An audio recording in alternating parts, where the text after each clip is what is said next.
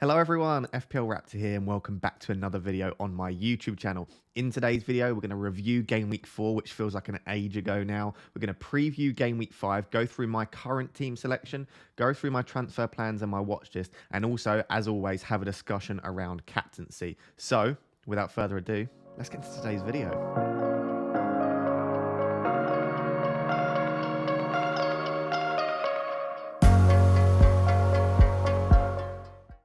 So it might just be me, but I feel like Game Week 4 was an age ago. It feels like a really, really long week. Perhaps I've just had a long week myself. But as you know, in these videos, I do like to review the previous game week just so that we can learn from our mistakes, see what went well, see what didn't. Should we have taken that hit? Should we have made that transfer? What about captaincy?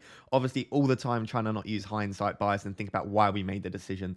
So looking back on the previous game week, I think the key thing that stands out here, which was the case for a lot of people that did relatively well, is that the defense just performed so impressively. So all of my defenders had a return of some kind. Sanchez getting that classic 6 points. We've spoken about this in enough detail in the past. Sanchez doesn't make saves. Like, very rarely will he make any saves. Very, very rarely will he make the 3 required to get a save point and likely bonus as well. And when he does make 3 saves, it's usually because Brighton are getting battered and they lose. So we're expecting no more than 6 from Sanchez, but 6 is obviously fantastic as well.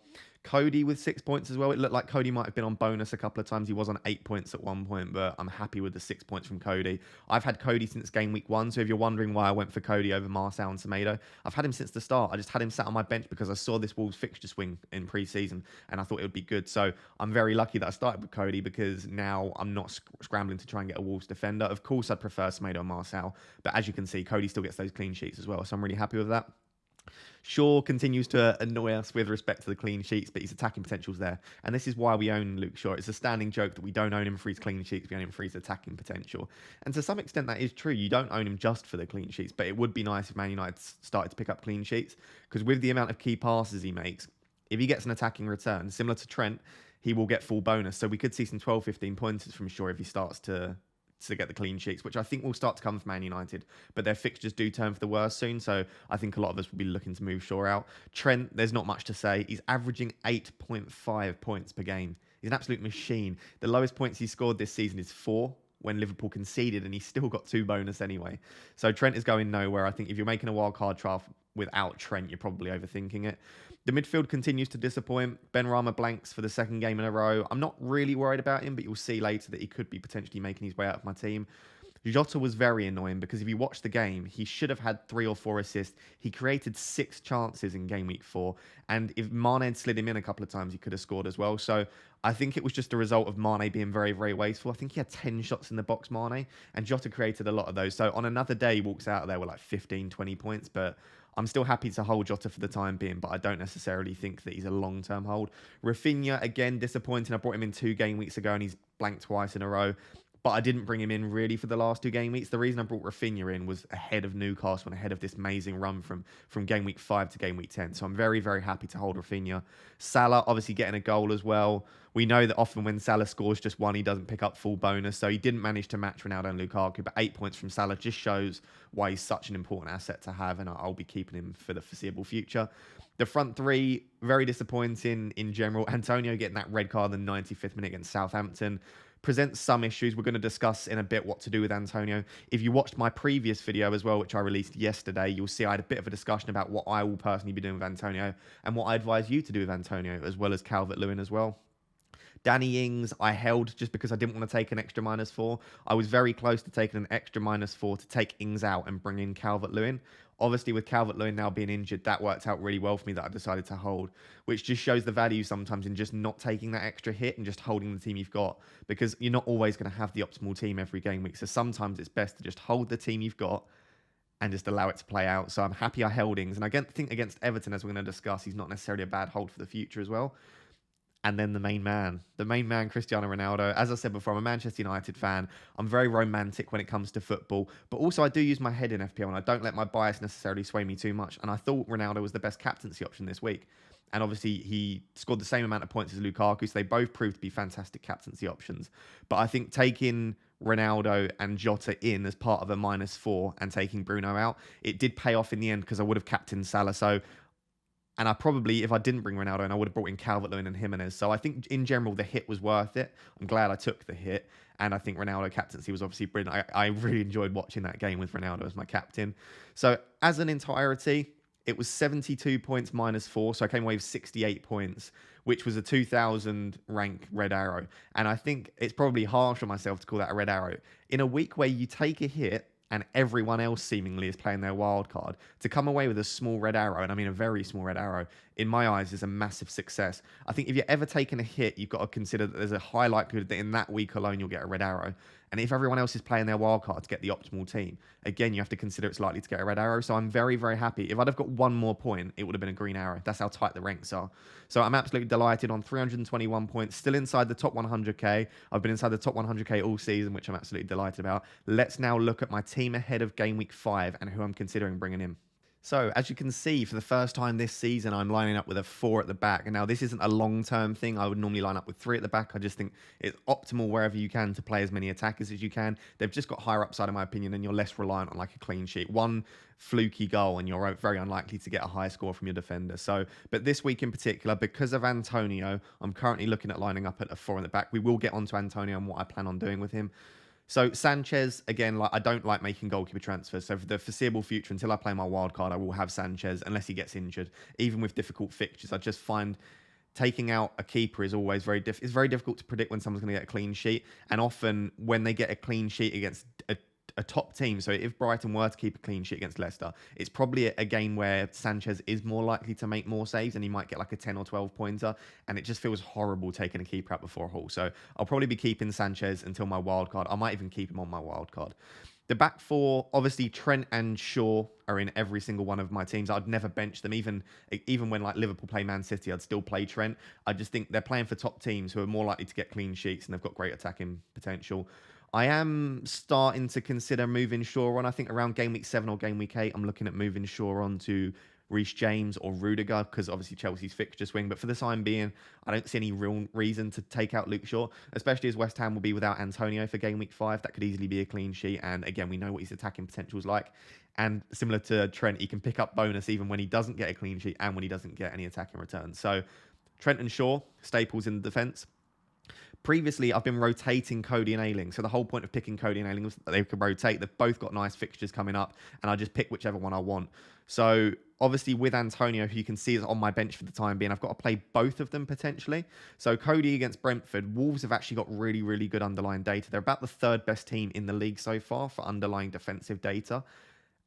In addition to the fact they've played Leicester, Spurs and Manchester United as part of those teams. So they've played pretty good teams, and they're still one of the best defenses in the league. So Cody doesn't necessarily have the attacking potential of some of my other defenders, but I think a 6-point or an 8-pointer if he gets bonus is definitely potential. And I like the fact that it's a home fixture as well. I think the home advantage is starting to come back into play. The 4th defender is a very, very interesting one. So at the moment, I've got the choice between Luke Ayling against Newcastle away and Williams against Watford at home. At the moment, I've got Ayling in. To be honest, I'm quite tempted to play Williams, and there's a number of reasons for that. Leeds have got lots of injuries to their defence, so I think they're without Struijk, Koch, and Llorente. They've got 3 injuries. So the only fit centre-back they've got is Liam Cooper, and Cooper hasn't been very impressive for his entire time in the Premier League. I know Leeds fans rate him highly, and he is a good centre-back at times, but he's really struggled so far, which means that they've either got to play 3 centre-backs of Ayling, Cooper and Dallas maybe, or they've just got to play a back 4 with Ayling and Cooper as 2 centre-backs. So either way, I think they're going to really struggle to keep a clean sheet. I know Newcastle are going to be without Callum Wilson, but they've got St. Maximin, they've got Joelinton, they've got Willock. So I wouldn't be surprised to see Newcastle score, especially as it's in Newcastle. It's an away game for Leeds. So at the moment, I'm still quite tempted to play Williams, Watford at home. I just think Norwich's defence is poor as well as Leeds. So if I'm being honest, I don't expect either to keep a clean sheet. But just know that I may play Williams ahead of Luke Ayling. Let me know down below who you think I should play, Williams or Ayling. But that is the defence. Let's move on to the midfield. Most of this midfield looks absolutely perfect for this game week. Salah and Jota against Palace look just perfect. Salah captain. I will discuss captaincy later on in the video. I'm not locked in on Salah by any means. As you know in these videos, I'm never really locked in on my captain. I make that decision later in the week normally. Once I've decided on my transfers, captaincy comes into play. But captaincy really is something you should pay attention to. In previous seasons, I've just slapped the captain on who I think is the best player. And I think we underestimate how important captaincy is, and it can be the difference between top 100k, top 10k, winning your mini league, coming third in your mini league. So definitely pay attention to it, and we'll have that discussion later on. But Salah and Jota against Crystal Palace, just perfect. Crystal Palace at home as well. And again, I said the home fixtures are very important this year. The only concern I might have is Jota did play in the Champions League, which I don't think many of us were expecting. However, he did come off early, so I still think he'll start against Palace. But Klopp has been showing some favouritism towards Oxlade-Chamberlain in that false nine position. I think he sees him as an alternative to Firmino. He presses really well. He can obviously break forward with a lot of pace. So I think he does like Chamberlain. So I wouldn't necessarily say Jota's as nailed as I thought without Firmino, but I do still expect him to start ahead of Chamberlain. I expect Oxlade-Chamberlain to come on later in the games. Rafinha, again, this is why I had Rafinha in the team for this run onwards. So I really want him to kick on now. I'm expecting a lot more from him, and I'm going to start watching him a lot more closely now. But I'm hoping Leeds can suddenly turn their form around, especially as I've got the double up potentially with Ayling and Rafinha. Benrahma is, if I make a transfer this week, it will probably be to take Benrahma out, which we're going to discuss in the next section when I go through my watch list and my transfer plans. But Benrahma, I don't think he's a priority to transfer out. And similar as we're going to get onto Antonio in a minute, after Manchester United, Leeds, Brentford, and I think it's like Everton after that. So they've got some good fixtures coming up. And so I don't think it's necessarily worth using the transfer. Definitely not worth taking a hit. So if you're taking Benrahma as part of a hit, I just don't think that's necessarily worth it either. But I think the fact that I know it's very small sample size, but the last two games, he was nowhere near the form that he had in the first two games. It might just be variance, but I think that there's potential reasoning to take out Benrahma if you want to. My main issue with that is that there just aren't that many great options as alternatives. But I'm happy enough with the midfield. Again, I've got Brownhill on the bench. Ideally, I'd like Sissoko or Alan or someone like that instead. But I don't ever really anticipate playing Brownhill, so I don't really have an issue with that. He's currently second sub, but I've got Williams first sub, which is absolutely fine. So that's the midfield. Really, really happy with it. As I said, if I'm going to use my transfer, it will probably be to take Benrahma out, but we'll discuss that in a minute. So moving on to the attack is where I think it becomes interesting, and I'd like to offer you my opinion because I think a lot of people will be in some similar positions, potentially not exactly the same positions, but in something similar. So Ronaldo is obviously going to be in my team. I brought him in last week as part of a -4.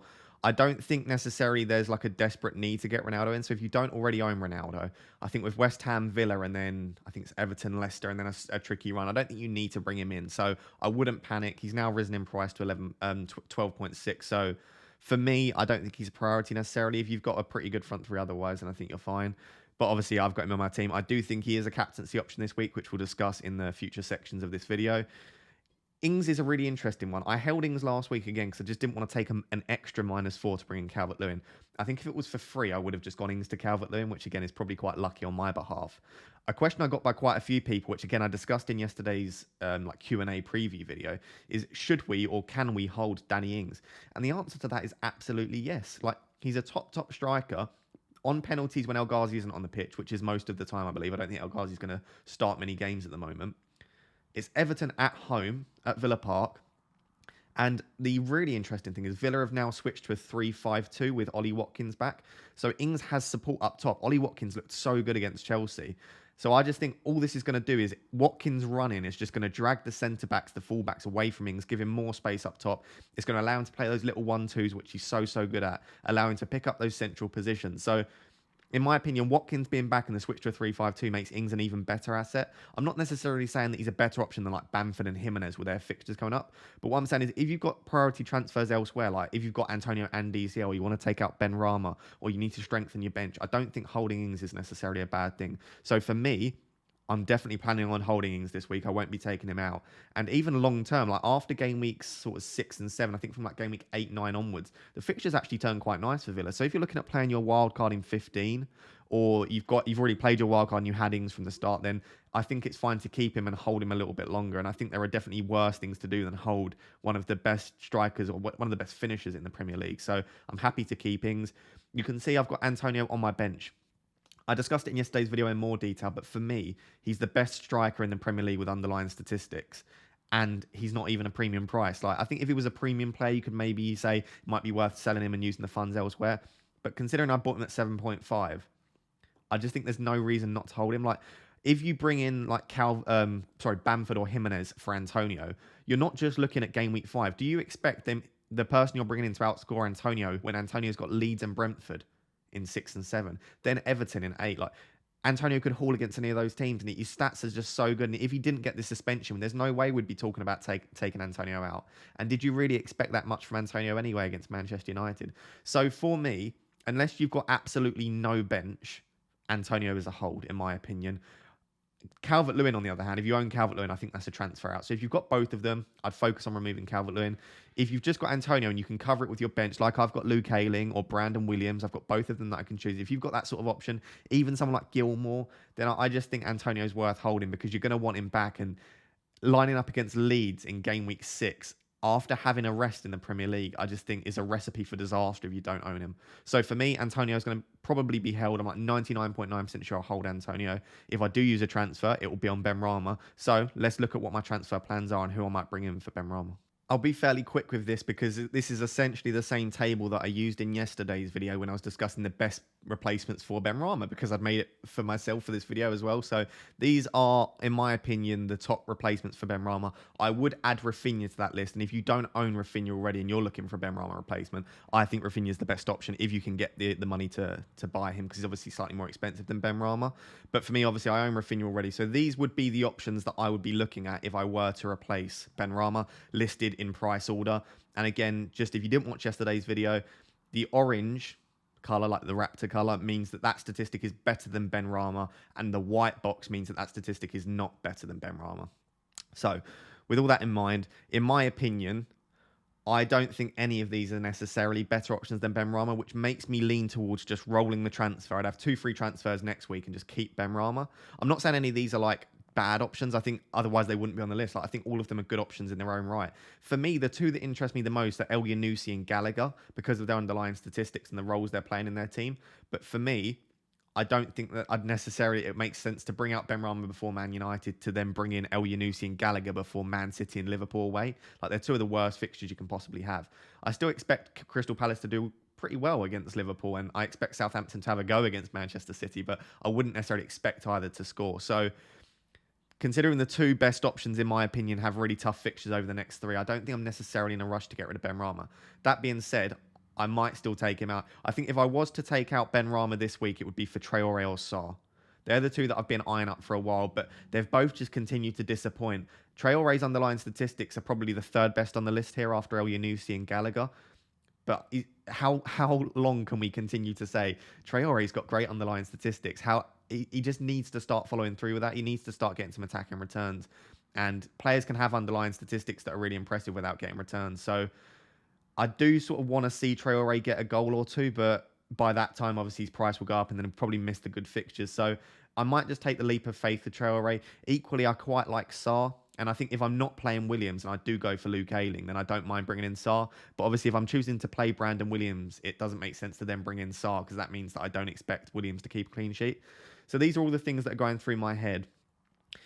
I'm sort of 50-50. I'll either roll the transfer or I think I'll bring in Traore or Sarr. I could go down to Gray or Decore and just save the funds, which is also an option as well. I just think Harrison blocks me from getting Bamford because I've already got Ayling and Rafinha. So I don't think personally I want to bring in Harrison, and his underlying statistics aren't great anyway. So these are the options I'm currently considering. I wish I could give you a more definitive answer on what my plans are. I definitely won't be taking a hit this week unless something happens in the Europa League tonight, because obviously I'm recording this on Thursday morning and West Ham play tonight. So if Benrahma or Antonio get injured, that might throw a spanner in the works. But I will try my best to not take a hit this week, and I'll likely only be replacing Benrahma.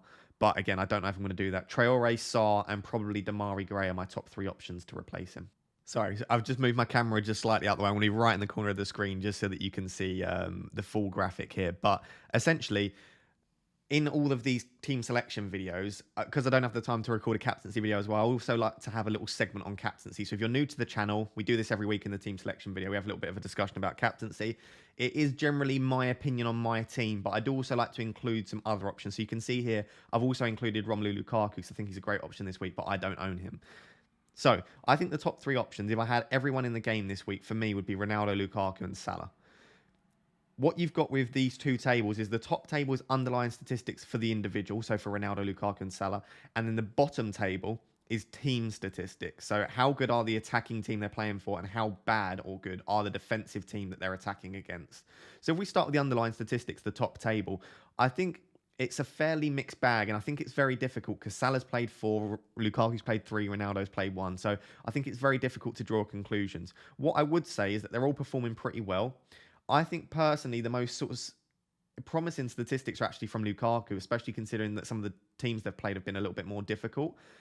Ronaldo obviously has the best underlying statistics because he had a fantastic first game, but Lukaku's first game against Arsenal, if I just took Lukaku's first game, he'd be top for everything here. He had such a good debut, so it's very difficult to draw conclusions from one game. If you're looking at Salah, I think the two things that lean in Salah's favour is he's just always so involved. He's got 10.75 touches in the box per 90, 0.36 expected assist per 90, so he's creating a lot for his teammates as well. Salah's always involved in the action. He obviously gets the extra point for a clean sheet, which is quite likely against Palace. Extra point for a goal as well. So I think all of that leans in favour of Salah. That being said, his statistics just don't compare with respect to like underlying goal threat in comparison to Ronaldo and Lukaku. Obviously, they're number 9s. They're getting in a lot of good positions. So for me, I think if you're looking at underlying statistics individually, it's very, very difficult because the different sample sizes, the different games they've played against. I think for me, what's more telling is looking at the team data, because obviously all of the teams have played 4 games. Again, it's very difficult with fixtures, but what I would say is Liverpool's attack has been the best attack out of the 3. If we're comparing Manchester United, Chelsea and Liverpool, Liverpool have just been the best attack. Their XG has been very, very impressive. I think the only team that have beat them for XG so far is Man City, who we know are just fantastic. Beat 2 teams 5-0 already. Wolves are right up there as well, but Liverpool look like they're coming back toward their old best. I don't know if it's because of the defensive solidity or maybe they just needed a season where they struggled slightly, but in general, they look like they're coming back to their old best. They're very fluid in attack. Non-penalty expected G per 90 is 2.4 for Liverpool in comparison to 1.6 and 1.56 for Man United and Chelsea, respectively. So, again, the underlying statistics are much better for Liverpool as a team. What I also find really interesting, if you look at like the orange table just to the right, is these are the defensive statistics from the teams that they're playing. So, obviously, United have West Ham, Chelsea have Spurs, and Liverpool have Crystal Palace. What this suggests is that the poorest defence so far has been Tottenham out of the 3. So that would favour a Lukaku captaincy. And if you consider how good Lukaku's underlying statistics are for himself, Chelsea have attacked fairly well considering they've had some tough fixtures. And Spurs have the worst defensive underlying statistics as a defence. There is a definite shout to captain Lukaku. I genuinely think if I owned Lukaku, I'd definitely have the vice captain on him. I would highly consider captain Lukaku. Don't let the fact that it's like a traditional top 6 team in Tottenham put you off. They have been really poor so far. They were so lucky to win their first 3 games 1-0. The underlying data defensively didn't support that they deserved to win 1-0. Especially the game against Wolves, I remember they conceded so many opportunities. So I don't think you should let the fact that it's Spurs put you off. I think if anything, that should actually make you lean towards a captaincy. So for those of you that don't own Ronaldo and you just don't fancy Salah, I think Lukaku is a fantastic option.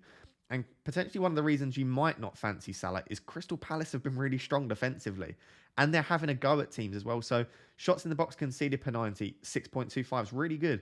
Expected clean sheets per 90, 0.48. Considering they played Chelsea in game week 1, that's also very good. Expected goals conceded, less than 1 per game. So, in my opinion, Crystal Palace aren't whipping boys. They're not a team that we should be targeting. The main reason that I've got captaincy on Salah at the moment is not because I think Crystal Palace are bad, but I just think Liverpool are really, really good. So, in my opinion, if you're looking at who's the best attacking team and the best attacking player to pick, I think it's probably Liverpool and Salah. But if you're looking at which team are the team to target, I think it's probably Spurs. And I think if you combine everything and you look at which team are conceding some chances, which team are attacking fairly well, who's the best player to choose, I think Manchester United and Ronaldo combine all of them. But I'm not necessarily confident that Ronaldo's, number 1, the best player to pick in this week. West Ham are the team to target. And I don't necessarily think that Manchester United are starting to click yet. So, in my opinion, it's probably Salah is the best captaincy option. But if I owned Lukaku, I would be giving him some serious thought. I'm just going to now take a really quick look at their heat maps because I think heat maps are a nice tie between eye test and underlying statistics. Just before we move on to the heat maps, I should have discussed it in that section, but I'll discuss it in this one. I said again, home factor is so important, I think. With the return of fans, we're already seeing home advantage come into play. There's more percentage. Again, if you watch the FPL Wire, they discussed it in a lot of detail. I think it was Big Man Bakar was discussing it. There's been more home goals, at least over about 60% in most weeks. I think it was 58% last week. So more of the goals are coming from home teams. And I think fans are really having an impact once again, which is great to see because that's part of the game. And Salah plays at home against Palace, whereas Ronaldo and Lukaku are both away against West Ham and Spurs, respectively. So I think that's just another reason to pick Salah on top of, obviously, some of the underlying statistics. So I think if it's a 50-50 call this year, whereas last year I don't think it mattered at all, I really didn't let it influence my decision-making, I think we need to start considering the home advantage again. So that might make me lean towards Salah. If we take a look at the heat maps, again, it's very, very difficult because of the differences in sample size. Ronaldo's obviously isn't going to have those red marks because he's only played one game, so he's not going to have loads of touches in the same areas. Same with Lukaku, he's played one less game than Salah, so maybe in the next game he'll start to look even better. That being said, this does generally show what we expect from the three players. Salah's heat map is literally perfect as a winger. If you're looking for the perfect heat map as an inverted winger, someone that cuts in on their strong foot, Salah's perfect. Barely any touches in his own half. Most of the touches are sort of on the corner of the box. If you remember the goal he scored against Chelsea, I think it was a couple of years ago, when he cut in on his left foot and shot. He gets in that position where he can cut in on his left and he can either whip the ball to the back post or he can have a shot himself. But also, he's not just taking touches out wide as we see with the likes of like Ismail Assar. He's getting into the box a lot. There's a lot of touches in the right-hand side of that box. There's also some touches in the centre of the box as well. So heat map wise, or I should say touch map wise, this is perfect. This is exactly what we want from Salah. And this is one of the reasons he's so reliable as a captain, is he's always getting involved in and around the box. Ronaldo's heat map is interesting. He actually dropped a lot deeper than I thought he would. I thought because of age, and also he's more of a poacher nowadays, I thought he would just sit on the back line, and he did for a lot of the game. But he also dropped a little bit deeper, which allowed Bruno to make those runs in behind. And I think as a Bruno owner, I'd be quite happy with his debut, Bruno, because he was making those runs in behind, and at points he was playing alongside Ronaldo as almost like a false nine. So I really like the runs Bruno was making, and as a result, you can see some of those touches from Ronaldo are both deep and to the left. I think no matter how many games he plays as a number 9, he's got that natural tendency to drop to the left because he was always a left winger when he grew up. So I do really like that, but you can see lots of touches in the box as well. As we saw in the underlying statistics, he's still getting into the box. He'll get those high XG chances because he's a poacher and he knows how to get into those positions. Lastly, if we look at Romelu Lukaku, really great heat map. He's got a very interesting streak of touches towards the left and a bit deep. And I think that just shows how good his hold-up players. He often drops just to the left, drops onto that centre-back, holds up the play well, takes a few touches and then passes off to the wingers. But again, look how many touches he's had in the centre of the box already in those first 3 games. It's brilliant. All of his touches are in that really narrow section. He doesn't really get out in the wings probably as much as Ronaldo does. He's got a lot of touch in the centre. So if anything, I think this will become more useful after 15, 20 game weeks when we can really start to take a look at the touch maps. But all I would say is they've all got really, really interesting and really appealing touch maps. They're all getting into the box a lot. None of them are dropping particularly deep. Most of them are playing fairly centrally. And even Salah, who's a wide right winger, gets into the box a lot. So if I'm being honest, all 3 are fantastic captaincy options. And if you told me you was captain one of these 3, I wouldn't dislike it at all. In my opinion, these are the 3 that you should look at. Of course, you've got the likes of Bamford, who might be a nice option. But for me, I think the concerns with his potential injury, which might be nothing, but the concerns with a potential injury would put me off. You could go for Rafinha. There are some other nice fixtures there. Maybe go for Aubameyang again. But for me, these are the top 3. And I think all a great option. I think the fact that Liverpool have been so good in attack, combined with the fact that it's a home fixture, would just about make me lean towards Salah at this moment in time.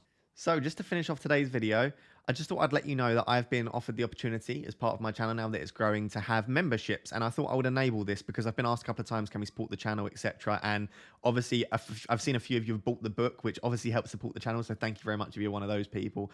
But I essentially wanted to create an opportunity for you guys to support the channel, but also get something in return for that rather than just saying donate to me and XYZ. So there are some things here. What I would like to preface this by saying is that for those of you that don't want to, nothing will change. The content will be exactly the same. I'm not going to start putting content behind a paywall or making less content for you guys. So everything will stay the same if you don't want to, and you can switch off now if this isn't something that interests you. That being said, I've offered the opportunity for 2 different tiers of support, which I've called Raptor, which shout out to my fiance for coming up with that idea. So Rap Tier 2, I've basically made as cheap as possible. So this is 99p per month. I would have made it free if I could. This is the cheapest I could possibly make it. And what this gives you is the opportunity to become a member of the channel, support the channel for, again, 99p a month. And as part of this, you get a badge next to your name, which helps to make you very visible in comments. When I'm doing the live streams, your name will obviously have a badge next to it, so I'll be able to identify it a lot more easily, which means I'll probably be more likely to answer your question quicker. And you'll also have custom emojis to use in the chat and in the live stream as well. So far, I've got a green arrow, a red arrow, and a pep roulette emoji as well. So these are the little things you can use. You can see above me as well, I've got a bigger version of these badges. So if you're a new member, you start off with just the original Raptor logo. After 1 month, you switch to green. After 2 months, you switch to blue. 6 months, it is the bronze. 12 months, it's silver. And then after 24 months of being a member, you get the gold badge. So it's just a nice little thing to, you support the channel for 99p, and you also get little emojis as well and a badge next to your name, which I think is really cool as well. I've then created a Raptor 1, which I've called Raptor 1. It's $4.99.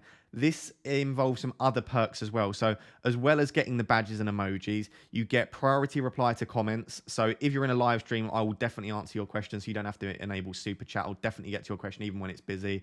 You also get priority reply to comments. So if I can't reply to all of the comments down below, I can sort it by Raptor 1 members and I can reply to your comments first. So again, you get that priority. And on top of that, I will follow you on Twitter and I will do one-on-one DMing. Now, I'm never claiming to be an elite manager. I don't have a crazy rank history. I'm not claiming to be that. But sometimes it's just nice to bounce ideas off of someone. And obviously, you can always post your dilemmas below and I will try my very best to get around them. But sometimes I can't answer all of your dilemmas. And sometimes you want to have a bit more of an in-depth discussion rather than just posting one question. So if you sign up to Raptor 1, what you can do is you can DM me a screenshot to show that you are a member of Raptor 1. And as a result, I will then follow you on Twitter and we can bounce ideas off of each other. I might even bounce ideas off of you as well. So if you just want to bounce ideas off of someone and you want to have a rational chat about your team, sign up to Raptor 1, send me a screenshot to prove that you are indeed a member, and I'll follow you on Twitter and we'll have a bit of a discussion. If you're not on Twitter and you're on Instagram instead, we can sort something out. Or if you're not on any, we can sort maybe something out via email. But at the end of the day, this is just an opportunity for you guys to support the channel. So if you don't want to do this, again, nothing will change. I'm not trying to like make loads of money off you guys, but if you want to, then the opportunity's there for you guys. And I think there are some cool perks. If you've got any other ideas for perks, perhaps you want to sign up to Raptor 1, but you want something extra, I can add additional features. So if there's something you're interested in, please do let me know. The way you can become a member is by clicking the join button. So next to the subscribe button, it'll either be below the video, or if you go into my main channel, it'll be like in the top right. You'll see the option which says join. You can sign up and do that. Obviously, if you're below 18, please do ask for permission from the person whose card you're using. If you're above 18, obviously it's at your own discretion. What I now want to do is just give a quick shout out to someone that has already become a member of the Raptor YouTube channel without me even recommending it in the video. So as I said, just want to really quickly give a shout out to Andre C. I think we've spoken on Twitter before, Andre, but if not, please drop me a follow, DM me on Twitter. And because you're Raptor 1, you're going straight for the Raptor 1, we can chat about your team for the upcoming week, discuss captaincy, etc. I just really quickly wanted to say thank you so much. I know you've watched all of the videos as well, Andre, so thank you very much. And if anyone else signs up in the future, then I'll give you a shout out, maybe every couple of videos, maybe once or twice a month as part of that. But yeah, again, no obligation to do so, but big shout out to Andre for being the first Raptor legend. So guys, there you have it. That is my team selection ahead of Game Week 5. As well as possible transfer plans and then a little bit of a discussion around captaincy. We follow the same sort of format each week. So if you are enjoying this weekly series alongside all of the other videos I'm doing and you're enjoying the content on this channel, please do like, comment, and subscribe and enable notifications. If you enable notifications, you know as soon as my videos go live. I'm also using the community post function a lot, so I post on here similar to how you would on social media. So if you do have notifications enabled, you'll be notified when I do make those posts. And hopefully, if you're still watching this, some of the regular viewers, you hopefully see a slight upturn in the camera quality. I've just got a new spec PC, so hopefully it's less laggy now and it looks more like real time. So if you did notice that, let me know down below. That'd be really cool that it's been worth the upgrade. I'm also working on my internet issues so that hopefully we can get back to live streaming within the next week or two. Would be absolutely brilliant. But I appreciate all of your support so much, especially those guys that are still watching that I know watch all of the videos and every minute. If you are still watching this video now, let me know down below. Let me know that you're one of the people that watches every second of the video, because I appreciate you all very much. But I will catch you in the next video. Best of luck for Game Week 5. If you want to see my final team selection and the final transfers I make, do follow me on Twitter, because that's where I post my final team selection before the deadline. And just a final reminder that it is a Friday deadline this week. So do not wait until Saturday to make your transfers. Otherwise, you won't be able to make any. So get your teams locked in on Friday afternoon. I'll catch you very soon, guys. Thank you very much. Bye.